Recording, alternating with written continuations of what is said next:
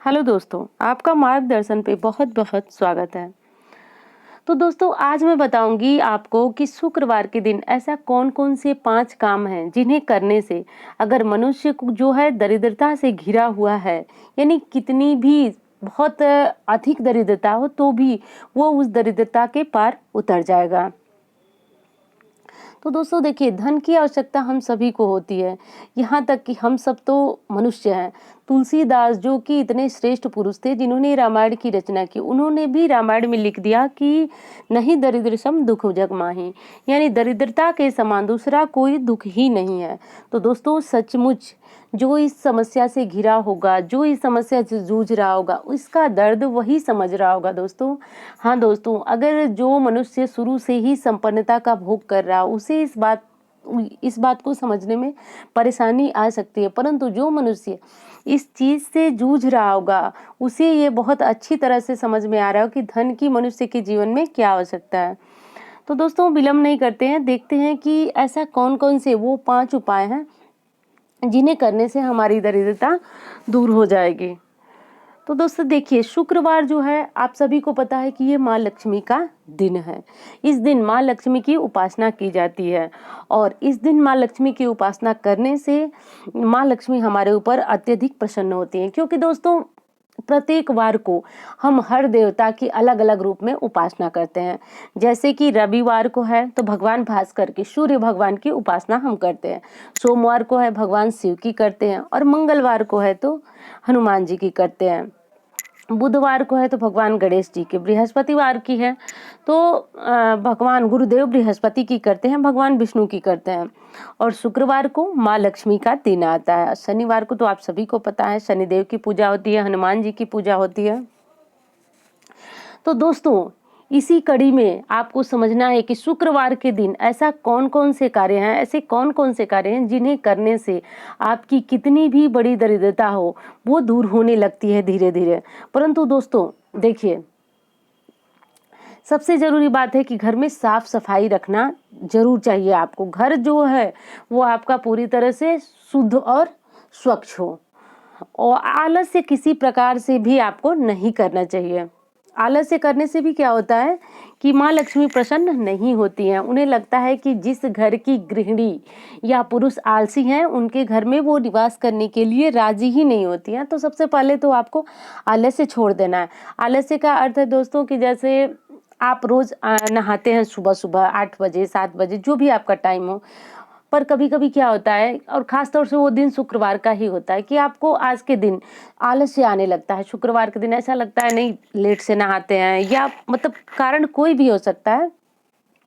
तो दोस्तों ध्यान दीजिए कि आपको इस दिन भी रोज़ की भांति समय से नहाना है और साफ-सुथरे वस्त्र ही पहनना है। कोशिश करें कि आज के दिन लाल कलर का वस्त्र पहनें। तो दोस्तों ये तो हो गई बेसिक सी बातें। अब चलिए देख लेते हैं कि वो कौन-कौन सा ऐसे 5 काम हैं जिन्हें आपको ध्यान देना है कि शुक्रवार के दिन नहीं करना है और कौन-कौन से ऐसे काम हैं जिन्हें करने से आपके घर में संपन्नता बनी रहेगी। तो दोस्तों ध्यान दीजिए कि आज के दिन अगर आपसे कोई उधार पैसे माँगने आ रहा है तो आपको इस दिन नहीं देना है। और दोस्तों अगर आपको दूध वाले का हिसाब करना है और वो दिन शुक्रवार पड़ रहा है, तो ध्यान दीजिए कि आज के दिन न करके आप अगले दिन उसे पैसे दे दीजिए, एक दिन पहले दीजिए, यानी कोशिश कीजिए कि अपने हाथ से जो पैसे देने वाला काम होता है वो शुक्रवार के दिन न हो। इस बात का आपको विशेष ध्यान रखना है, क्योंकि दोस्तों शुक्रवार यानी माँ लक्ष्मी का वार और माँ लक्ष्मी जो है धन की दात्री देवी हैं। तो आपको इस दिन माँ लक्ष्मी को अपने घर बुलाना है और इसको बुलाने के लिए मैंने जो बेसिक शुरू में ही आपको बताया कि साफ-सफाई रखना है, आलस्य नहीं करना है। उसके बाद आपको पैसे किसी को देना नहीं है। अगर देना ही है तो आप एक दिन पहले दे दीजिए, बाद में दे दीजिए और अगर बहुत आवश्यक है तो आप उनको बता दीजिए कि आप कल आकर के ले लें। मतलब आप अपनी सुविधा के अनुसार देखिए, अगर आपको लग रहा है कि ये चीज़ें टलने वाली हैं तो एक दिन आप बात कर लीजिए या एक दिन पहले कर लीजिए। मुझे नहीं लगता कि एक दिन में ऐसा कोई काम बिगड़ने वाला है।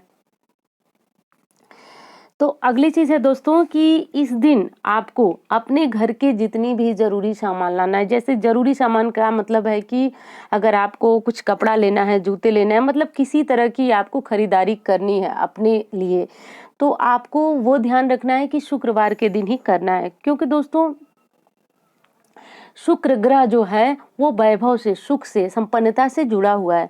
और इस दिन अगर कोई सामान आप अपने लिए खरीदते हैं सुख वैभव का, या तो घर के लिए इस्तेमाल होने वाला सामान हो या फिर आपके पहनने ओढ़ने वाला हो, गहना हो, ज्वेलरी हो, मतलब वो सामान कोई भी हो सकता है, तो आपको कोशिश करना है कि आपको शुक्रवार के दिन ही लेना है। यानी देखिए दोस्तों, ये चीज़ें आपको 1-2 बार अपने दिमाग में बैठाना पड़ता है कि हमें कोई सामान लेना है। जैसे मान लीजिए आपको कपड़े लेने हैं, तो आज मंगलवार का दिन है, तो आप अपने दिमाग में बैठाइए कि हमको जो भी खरीदारी करना हो, मार्केट जाना हो, तो आप शुक्रवार के दिन ही आप जाएं और कपड़े लाएं, मोबाइल लाएं, जो भी चीज़ें आपको लाना है इसी दिन लाना है, शुक्रवार के दिन। अब इस दिन लाने से क्या होगा दोस्तों कि जो शुक्र ग्रह है, इस दिन जब आप खरीदारी करके लाएंगे तो आपकी सुखता और संपन्नता में, आपके वैभव में तो 20 गुना वृद्धि होती है। तो दोस्तों इसलिए जो भी आपको सामान खरीदना हो वो शुक्रवार के दिन ही खरीदें। अब देख लीजिए दोस्तों कि घर के लिए अगर आपको राशन लाना है तो राशन को आप लाएं तो वो दिन शुक्रवार का ही हो। कोशिश करें कि शुक्रवार के दिन ही आप घर में राशन लाएं। शुक्रवार के दिन भी राशन लाने से दोस्तों वही होता है कि सुख वैभव के जो शुक्र हैं वो सुख वैभव के देने वाले हैं, और इस दिन अगर आप अपने घर में ला रहे हैं कोई सामान तो वो आपको 20 गुना बढ़ कर के प्राप्त होगा। तो दोस्तों अगर आपको भी राशन खरीदना है तो आप शुक्रवार का दिन ही चयन कीजिए। अब अगली चीज़ है दोस्तों कि शुक्रवार के दिन आपको पूजा पाठ में क्या करना है। तो सबसे पहले दोस्तों, तो अगर आप सच में आर्थिक तंगी से जूझ रहे हैं तो अब तक आपको शुक्रवार का व्रत शुरू कर देना चाहिए, माता वैभव लक्ष्मी का व्रत शुरू कर देना चाहिए। पर किसी कारण से अगर आप व्रत नहीं रख सकते हैं, असमर्थ हैं, तो और आपको क्या करना है अब कि श्री सूक्तम की किताब लानी है। अगर है घर में तब तो बहुत अच्छा है, और नहीं है तो कोई बात नहीं है। और श्री सूक्तम में जो 16 मंत्र होते हैं उनको आपको सुबह के समय जब आप पूजा करते हैं तो अपने पूजा स्थान में बैठ कर के लाल आसन रखना चाहिए आपको। लाल आसन पे बैठिए और एक घी का दीपक जलाइए, और घी का दीपक जला करके और श्री सूक्तम के मंत्र को पढ़ते जाइए। तो दोस्तों जब श्री सूक्तम का मंत्र आप पढ़ेंगे तो ये पढ़ने में आपको, अगर पहली बार पढ़ रहे होंगे तो आपको थोड़ा सा अटपटा लगेगा, पर घबराइए नहीं। उसको संस्कृत में होता है, तोड़ तोड़ के थोड़ा थोड़ा पढ़िए। इस बात का ध्यान रखिए कि अशुद्ध न पढ़ें आप, और थोड़ा थोड़ा पढ़ते पढ़ते जो है आप बहुत अच्छी तरह से संस्कृत को भी पढ़ सकते हैं। अब इसके बाद आपको क्या करना है कि अगर घर में आपके श्री यंत्र है और वो श्री यंत्र अगर तांबे से बना हुआ है तो आपको क्या करना है कि उसको कच्चा दूध और गंगा जल मिलाकर के श्री सूक्त का मंत्र आपको बोलते जाना है, और कच्चा दूध और गंगा जल से श्री यंत्र को अभिषेक करना है। तो ये अभिषेक करने से क्या होता है दोस्तों कि हमारे शास्त्रों में बताया गया है कि अगर जन्म जन्मांतर की भी गरीबी हो तो वो धीरे धीरे मनुष्य से अलग होने लगती है, दूर होने लगती है, और घर में संपन्नता आने लगती है। और दोस्तों अगर आपके घर में धातु का बना हुआ श्री यंत्र नहीं है तो आपको क्या करना है कि अगर जैसे कागज का बना हुआ श्री यंत्र है तो कागज पे आपको रोली, चंदन और अक्षत लगा करके श्री यंत्र की धूप दीप से विधिवत आज के दिन पूजा करनी है। अगर रोज कर सके तो बहुत उत्तम, पर अगर नहीं कर सकते हैं तो आपको इस दिन विशेष तौर पे श्री यंत्र की पूजा करनी है आपको। हाँ, और श्री सूक्त पढ़ना आपको बहुत जरूरी है। श्री सूक्त पढ़िए और लक्ष्मी सूक्त पढ़िए। तो दोस्तों ये तो हो गया, आपको ये चीजें सुबह में करनी। अब शाम के टाइम भी आपको, जब संध्या में आप दीपक जलाते हैं तो दीपक जलाने के बाद आप क्या कीजिए कि फिर से मंदिर में बैठिए उसी लाल आसन पे, और फिर से श्री सूक्तम के मंत्र को आप पढ़िए। तो दोस्तों इस तरह से कीजिए आप शुक्रवार के दिन। और अगर आप लग रहा है कि आप सक्षम हैं तो शुक्रवार के दिन से शुरू करके आपको 7 शुक्रवार ऐसे गंगा जल से श्री सूक्त का श्री यंत्र का अभिषेक कीजिए और श्री सूक्तम के मंत्र को सुबह और शाम दोनों टाइम पढ़िए। तो दोस्तों ये उपाय अगर आप करते रहे तो कुछ दिनों में आपको अंतर खुद नजर आने लगेगा।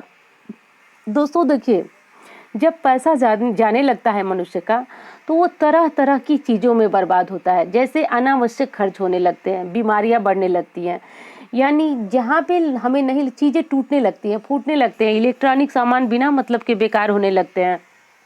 तो ये क्या होता है, बर्बादी धीरे धीरे धीरे धीरे कंगाली बर्बादी आने लगती है, क्योंकि बेकार की चीज़ों में हमारा व्यय हो रहा है। परंतु वहीं पे अगर आप इस तरह के उपाय करते हैं तो धीरे धीरे धन आने के रास्ते खुलने लगते हैं। यानी खुलने का मतलब दोस्तों कि जहाँ से हमारी उम्मीद होती है जितनी, उससे अधिक हमें फ़ायदा होने लगता है। अगर आप व्यापारी हैं तो आप देखते हैं कि धीरे धीरे आपकी दुकान में जो है मुनाफा बढ़ने लगता है। और अगर मान लीजिए कि आप नौकरी पेशा हैं, नौकरी करते हैं, तो देखते हैं कि जितनी आपकी कमाई थी, पहले बचत नहीं हो रही थी, उसी में आपकी अच्छी खासी बचत होने लगी।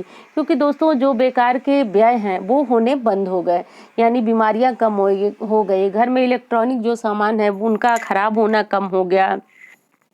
मतलब तरह तरह की जो बेकार के खर्चे हैं वो धीरे धीरे बंद होने लगते हैं और धन आने के और भी रास्ते खुलने लगते हैं। तो दोस्तों ऐसा जरूर कीजिए। अब लास्ट उपाय आप देख लीजिए कि आपको क्या करना है। तो दोस्तों देख लीजिए, शुक्रवार के दिन एक बहुत महत्वपूर्ण चीज़ ये है कि इस दिन आपको कन्या भोज कराना है। कन्या भोज में कोई विशेष आपको कोई बड़ा सा मतलब कोई बड़ा आयोजन नहीं करना है आपको। आप देख लीजिए कि मोहल्ले में आपको कितनी कन्याएं आराम से मिल जाती हैं। कम से कम 5 कन्याओं का चयन कीजिए आप और उन्हें आप घर पे बुलाइए शाम के समय। और शाम के समय बुलाइए और सिर्फ खीर बनाइए अपने घर में, अच्छी तरह से खीर बनाइए और उन लोगों को खीर का भोजन कराइए। और खीर का भोजन कराने के बाद आप उन्हें कुछ दक्षिणा जरूर दीजिए अपनी स्थिति के अनुसार, क्योंकि दोस्तों दक्षिणा खाने के बाद, भोज के बाद जब दक्षिणा देते हैं तभी जाकर के आपका भोज पूर्ण होता है। तो उन्हें भोज दक्षिणा दीजिए और दक्षिणा देने के बाद आप उनका पैर छू करके उन्हें विदा कीजिए। अब ऐसा करने से क्या होता है दोस्तों कि देखिए, वो कन्याएं जो है माता का रूप होती हैं और जब वो आपके घर में पधारती हैं तो साक्षात माँ लक्ष्मी पधारती हैं। और हाँ, एक चीज़ और है, जो कन्या आप बुला रहे हैं वो कोशिश कीजिए कि छोटी उम्र में हो, यानी 10 साल से छोटी हो, 8 साल 10 साल से छोटी हो। बहुत बड़ी कन्या को आपको अपने घर खाने के लिए नहीं बुलाना है। और इन्हें सिर्फ मीठा भोजन, खीर ही आपको खिलाना है। मीठे भोजन का मतलब पूरी वगैरह नहीं खिलाना है, आपको सिर्फ खीर खिलाना है। और इन्हें खिलाने के बाद आपको उनका पैर छूना है और कुछ दक्षिणा देना है और उन्हें विदा करना है। तो दोस्तों ऐसा आपको 7 शुक्रवार करना है।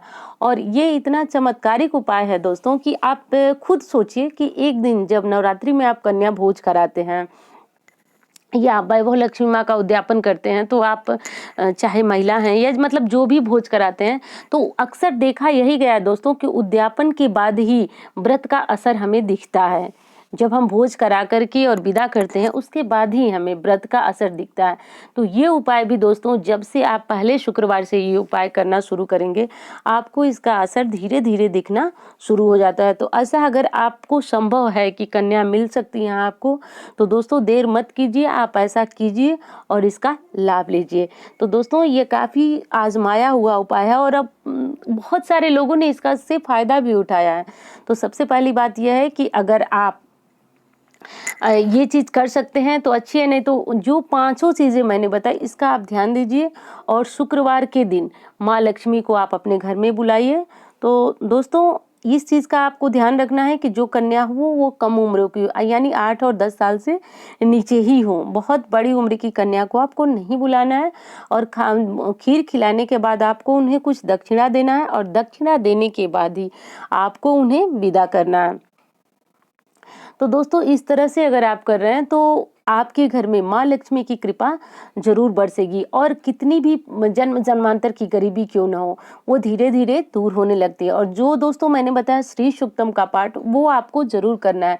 श्री सूक्तम का पाठ करना है पर आपको दिया जला करके ही करना है, क्योंकि दोस्तों कोई जप हुआ, पूजा हुआ, पाठ हुआ बिना दिया जलाए नहीं होता है। उसका कारण ये है दोस्तों कि दिया जो है अग्नि होती है और अग्नि को साक्षी मान करके ही हम कोई पूजा पाठ करते हैं, तभी जा करके ये जप या पूजा पूर्ण होती है। तो इस बात का आपको ध्यान रखना है।